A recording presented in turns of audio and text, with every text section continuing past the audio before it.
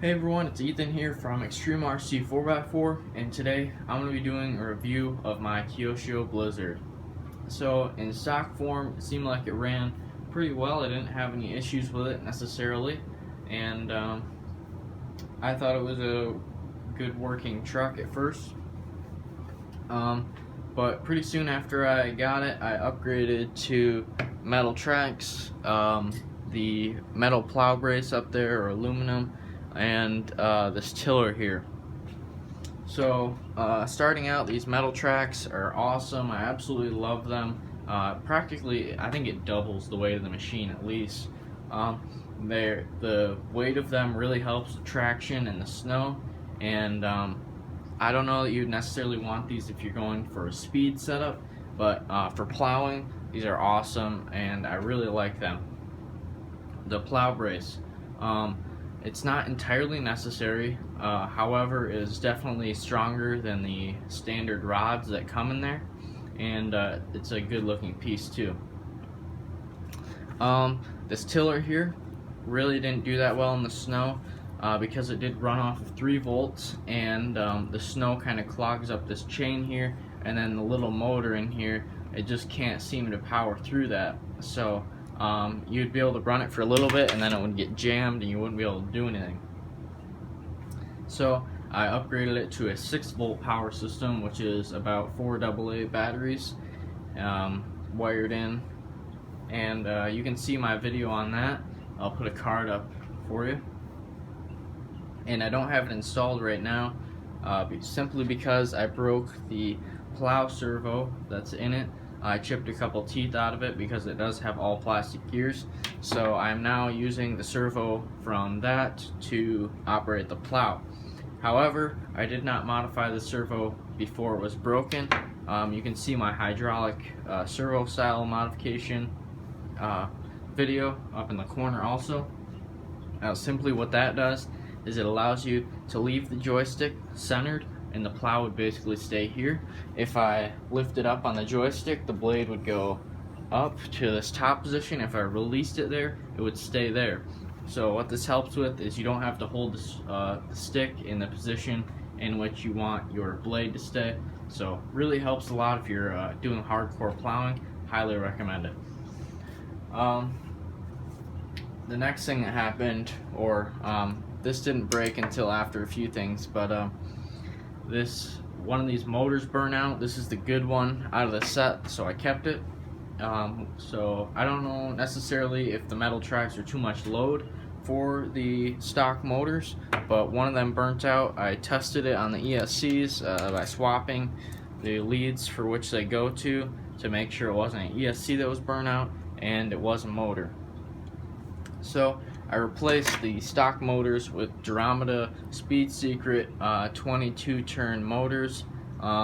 These things, I wouldn't say they necessarily had a lot of torque, and they don't run very well off of the Sabertooth ESC, which I replaced these ESCs with. I'll go ahead and show you. So this ESC is definitely not a cheap piece. Ran me about $70, I think, to get it shipped to my house. And I really like that ESC though. It's doing well for me. The only problem is it doesn't, like, some motors don't work with it very well, like these Speed Secret motors by Duramida, as well as those 35 turn motors that are in there now. They kind of jump. But so I guess I went through all the stock electronics practically pretty quickly. Also guys, one of the problems that I had with the stock electronics was simply that when I was running this, the ESCs here, I think the ESCs would kind of shut the whole system down every once in a while. It seems like when you first got out there, you could run it for about 20 minutes, and then these ESCs would kind of shut the whole system down, and I would have to bring it back inside and plug it back in, let it sit for 5 minutes or whatever, and then you could go back outside and plow for 5 minutes or so before it would shut it down again. So that was really annoying to me, having the ESC shut down a truck that was seemingly in good working order. I could not figure out what was going on with those ESCs.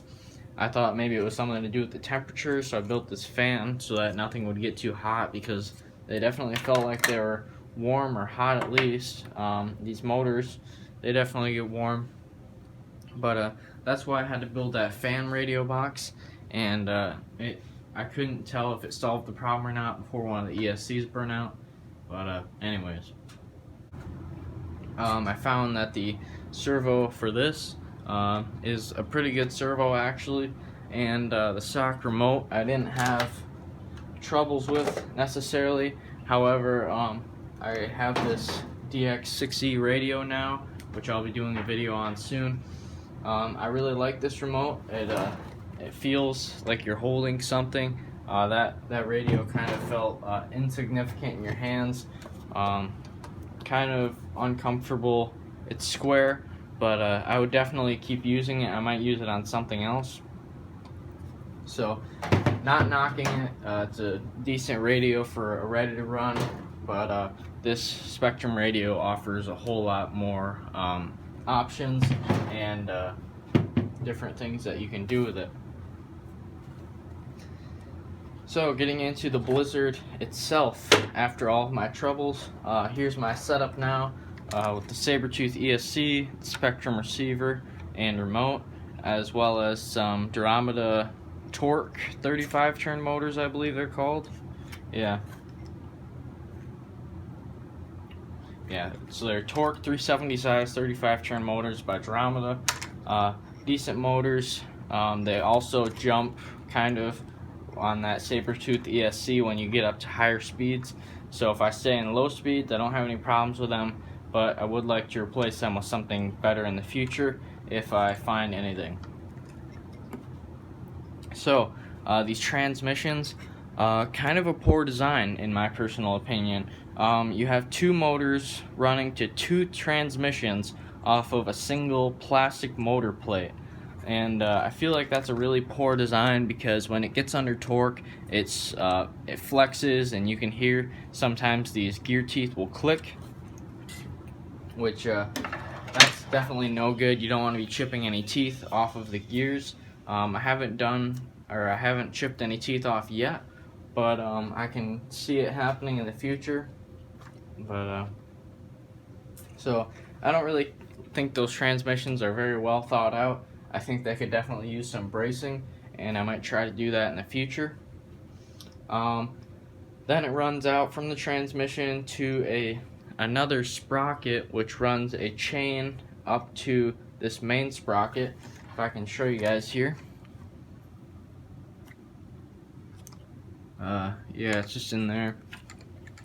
So that can be a pain that you have to adjust both this chain but your track tension. And if you're going to be doing that, make sure that you adjust the chain tension first and then your track tension. Just something to know. I did build this custom radio box here so that I could house my new ESC as well as the receiver. It's a little bit tight, but it clears the plow linkage just fine. The wires off of this motor are a little bit tight with it, but I haven't had any contact issues. Some other things to know. If you're going to be installing this tiller, you have to cut a hole in the back of this panel here, just like that. Not a huge deal, but I guess it's part of the install. It has no bearings all around. It all is kind of just all these wheels ride on the screws, or the shoulder screws I think they're called, that run through here, so it has a smooth surface that the wheel rides on, but it's definitely not bearings. I haven't necessarily had any troubles with it, but it could definitely be built better. There is suspension on here, pretty little, so it moves, but really not a noticeable amount. So I would say it's a decent vehicle. I would definitely check out the Spiker Cat before I went ahead and purchased this, simply because I think the Spiker Cat is a a better option quality wise if you're looking for more of like a pushing machine like I was. And it is more expensive, but I think the transmissions are built better in it. And the guy that builds them, I think his name is Ryan at Spiker Workshop. He does a really nice job. He thinks it all through, and I would definitely love to have one someday. But anyways, guys, let me know what you think of the Kyosho Blizzard. Have you had any troubles with it? Do you love yours? Do you hate it? But anyways, thanks for watching. Please like, comment, and subscribe, and I will see you guys in the next video.